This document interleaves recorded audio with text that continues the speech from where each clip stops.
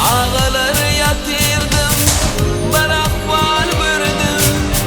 Bödümde bir yavuda duman bürünni.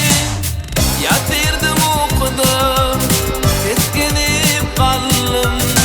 Bolcuk işlen bari, ayan göründü. Yatırdım okudum, keskinip kaldım. Bolcuk işlen bari, ayan göründü. Ervinindin durayım, dedim ya Allah. Bir alkım okudum ey, 3 kul huvallah. Ervinindin durayım, dedim ya Allah. Bir alkım okudum ey, 3 kul huvallah. 3 mertebe dedim, estağfurullah.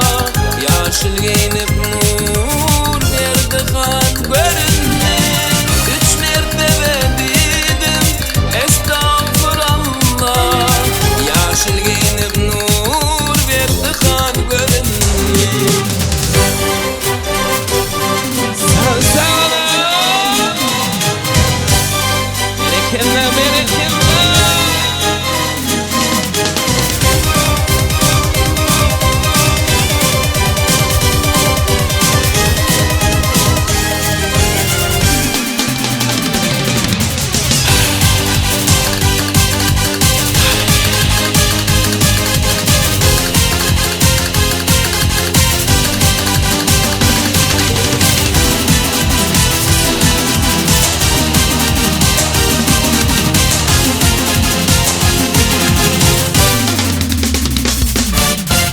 Kafir bilen Musulman durdu sanmasan.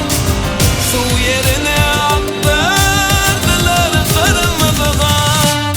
Aşağı pıştı kafir bilen Musulman. Musulmanın adı Şam'ın göründü. Aşağı pıştı kafir bilen Musulman. Musulmanın adı Şam'ın göründü. Alışan adamı gördüm düşümde. Akdeniz'in moranıdır başımda. Alışan adamı gördüm düşümde.